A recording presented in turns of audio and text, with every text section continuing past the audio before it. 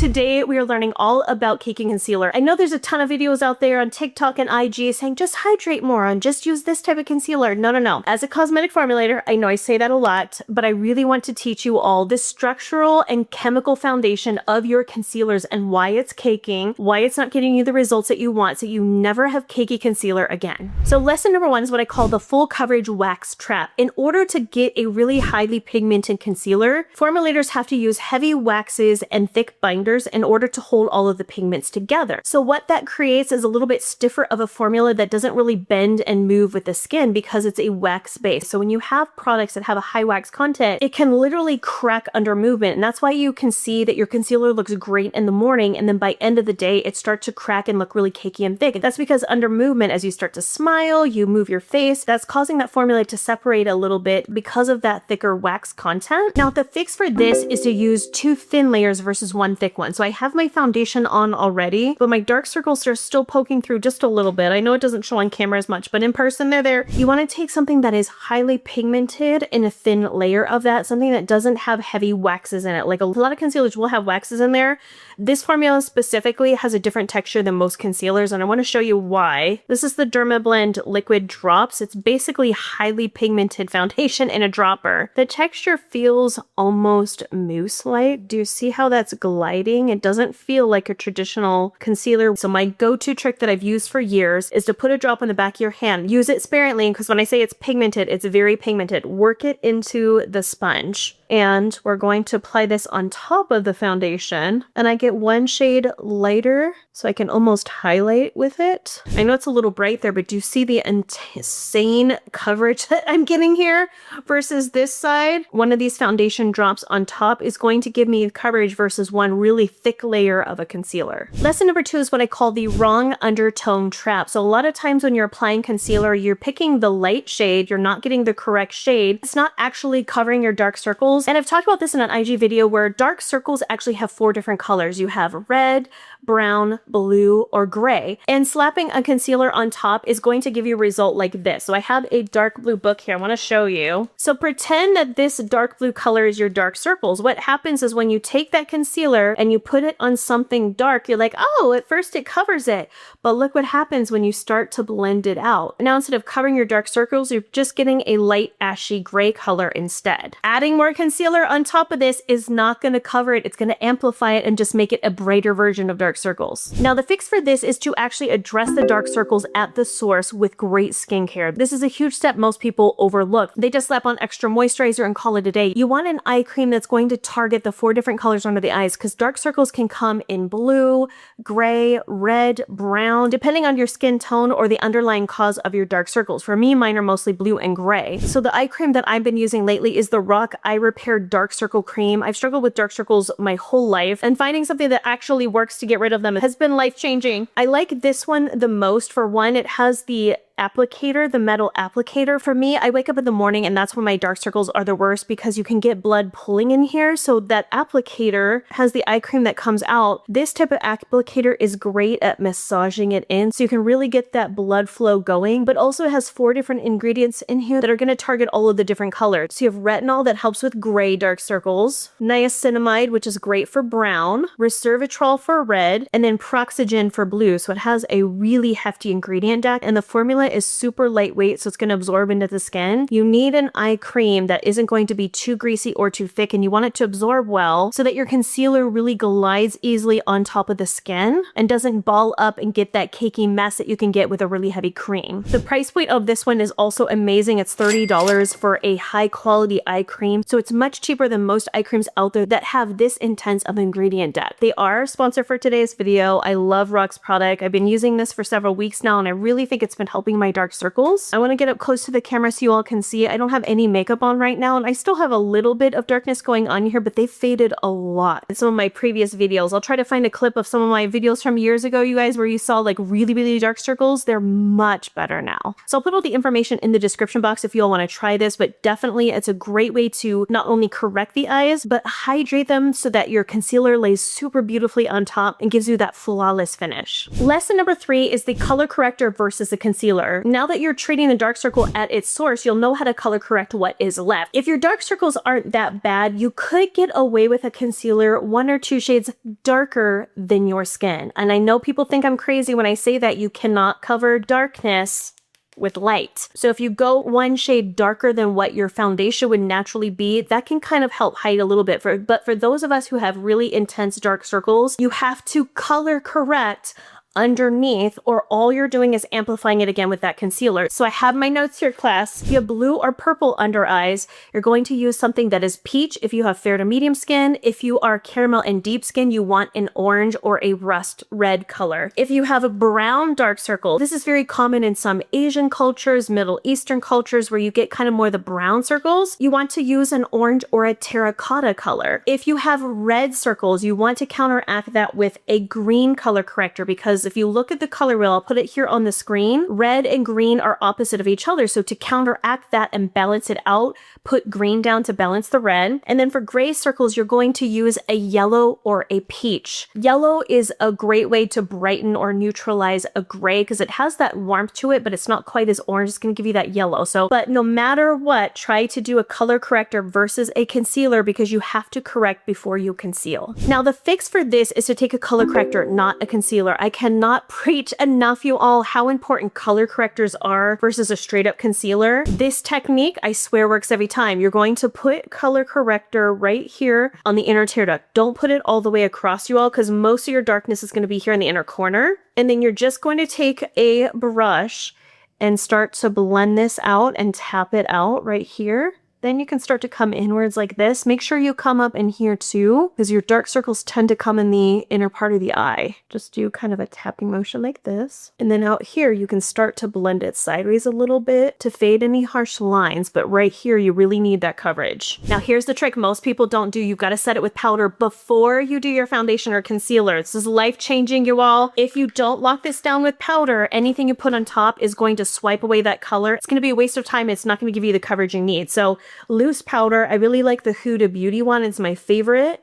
And you want a flocked sponge. It has to be super soft, and I prefer the triangle shape. You're going to work it into the hand so that you have just the lightest layer of powder. If you put too much powder down, it's gonna look cakey. Just press. We're not gonna swipe. We're just gonna press to lock this down. Then you can put your whole foundation on top, or if you just want to wear concealer for the day, put your concealer now on top here and a little swipe out here. We don't need a bunch in there. I'm going to switch now to a sponge versus a brush so that I don't pick up the powder underneath, and I'm going to do a stippling motion. Don't swipe it. You've got to do a tapping motion. So we want to lock in that powder underneath about here, and then you can start to blend it down if you're not wearing foundation to get rid of that orange corrector underneath. And look at the difference of before and after, right? Lesson number 4 is what I call the heavy eye cream slip. So if you have dry under eyes, what happens is you start applying really thick moisturizer underneath and you start slathering it on. You're like, great, now it's not so dry or cakey under there. And then you go to put your concealer on top and it starts turning into a sludge. And your concealer doesn't set, it starts slipping around because the cream underneath is such an intense, thick cream. When the goal really is you want your concealer to gently glide, but you don't want it to slip off your face. You want it to actually stay there to cover the dark circles. Now the fix for this, I have this eye done already, is you want your eye cream to absorb and you can't have anything too thick. If you have a really thick, intense cream, it can get a bit greasy and heavy, and the eye area is so delicate it doesn't absorb it all. So that's why I like the rock cream as well, because it absorbs really well. I want to show you what you're looking for here. So I'm going to put a little bit of cream. You just pump it like this. Little bit. Do you see how tiny of amount that I put there? You don't need a ton. And that's why I like the applicator on this, because I really work it into the skin and let it absorb. Save the really rich, heavy creams for at night before bed, but in the morning before you do your makeup, use something a little bit lightweight. Then lesson number 5 is what I call your powdering wet product. This one took me a long time, y'all. I'm so guilty of this. And so one of the biggest mistakes I see most of the time is that we slap down this concealer. We got it. We put a big triangle under the eyes. We start blending it out. We're in a hurry. So then we start putting our foundation or powder on top. Powders in their formulation are designed to absorb water. They're meant to be setting powders you put all over your face. They're meant to draw water out. So when your concealer is wet and you immediately put powder on it, that powder is going to soak up all the moisture, leaving you behind with a dry dry, pasty mix of a concealer. And then as that water eventually evaporates over time, this again, why your eyes look bad throughout the day versus first thing in the morning, is as that water starts to naturally evaporate, the paste dries down and it shrinks. And that's what causes that crinkling, bad texture under the eyes. Now the fix for this one kind of piggyback off the last one. You want to let your concealer dry. So just like the eye cream, you want to let that absorb before you put your concealer on top. I did this side already, so let me do the same technique with this side. I'm going to do the color corrector, but I want to show you all. So a little bit right here, brush, tap. That's why I do the tiniest little dot right there. I don't do a ton. As soon as you start applying too much concealer, it's going to take a while to absorb and it's going to be tacky and wet. You've got to give it a little bit of time to really set into the skin, because if it's wet, when you go to powder it down to set it, the powder is going to mix with the liquid or cream, causing a paste.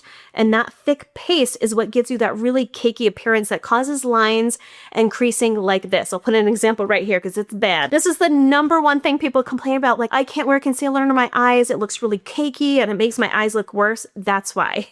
So now that I've been yapping, it gives me time to put the powder down. Same technique I showed you earlier. Sponge, work it into the hand, tap, tap, tap, and looky there. Even with just that corrector, the powder is not creating a paste under here. It's smoothing it out because I gave it time to lock in and set. Lesson number 6 is what I call the baking myth. You're using too much powder, you all. And this one, I have a great technique to show you all. But basically, if you do the baking technique where you're going to slap a bunch of powder under the eyes, let it sit while you do the rest of your makeup and dust it off, that may work for you if you're in your 20s. But for those of us who are in 40s and above, the baking technique doesn't work because that powder, again, it's meant to draw moisture out. So even if you're baking your concealer thinking it's really going to lock it in and help it last all day, all it's doing is depleting the moisture. And that's why those of us who have fine lines and as we start to get older, we really struggle with under eye concealers for this exact reason, because the pigments left in the actual formula are settling down into any fine lines that you have, accentuating them and making them look worse. For this one, I've got another technique to show you with the powder, but it goes back to that same thing I keep preaching about, you all, is least amount of powder possible. So when you use that sponge, work it into the hand. Don't just dip it in and then kind of tap off the excess and pat it. You've got to really work it in there. If you want to use a brush, you can use something very loose and soft like this. This is the BK N20 brush. If you're not comfortable with a sponge, you want to use a brush instead. This technique works also, but it's the same thing, the least amount of powder possible. You don't want to bake. Minimal. Take your brush, swirl it in loose powder, and you work it in there. Keep tapping. Keep tapping. Okay, see how the powder is kind of gone? That tells me that there's very little left on that brush. That's where I'm then going to come in and tap, tap, tap, tap, and set it with a powder like this. It's going to use the least amount of powder possible. I'm just gently pressing it with a brush on the side, just like this. And you can do it super fast. And it locks it down without making it look cakey. And you can take what's left because you want to dust a little powder on your eyelids. It's going to help eyeshadow blend better also. Anywhere you need mattifying, I've got a little shiny spot right there. But the trick is to tap it. Don't swipe because you don't want to pick up the concealer underneath. And you want a brush that is super feathered like this. You can tell it's a low density brush by if you can bend it. So look at me bending this. If it goes all the way flat back like that, that tells me it's not a super dense brush. That's what you want. You want a very, I call it a low density brush. That's a dome shape like this. Turn it on its side, tap, tap, tap. And that's an alternative version to baking using a brush if you don't want to do the sponge. And then lesson number 7 is you're relying on powder to set everything. You don't have to use powder. I know. I've got some techniques for you here too. Now the fix for this one is just to skip powder altogether. If you feel like all the techniques I'm showing you are not working still and you're like, oh, it's still dry and cakey, Marlena, especially if you have dry skin, skip the powder and just do a makeup sealant. I'll show you a technique with that, or get the setting spray. You all know I love the One Size Beauty, the On Till Dawn setting spray. Once you do all of your makeup, lock it down, spray your face, let it sit and dry down, and that's going to lock the concealer in place. Make sure you close your eyes really well. You don't want to get it in your eyes, it will burn. And that can help set it without having to use powder. But if you're not wearing a full face of makeup and this is too much for you, you can take a makeup sealant like this. I get this one from Makeup Forever. What you're going to do is take your concealer or foundation, put it on the back of your hand, do a couple swipes here, just like that. 1 drop. That's all you need. Just 1. That's all you need. You can kind of mix it in with your finger. And then what I like to do is take a beauty blender and pick up some of that on the sponge and then tap it in. Be careful. Don't get it too close to your eyes because, again, anything that's a sealant, you all, it has pretty strong ingredients in there, but that's what helps it lock it down. But you can pat this down just like that. And this works really great too if you want to take what's left, put it here next to your nose. If your foundation tends to break down around the nose and the T-zone, putting that makeup sealant in there and tapping it in is going to lock this down without having to use powder. Look how it mattified everything. And it's going to seal in my pores as well, so now my foundation won't slip in here. Hopefully that helps you never to have cakey concealer again. Class dismissed.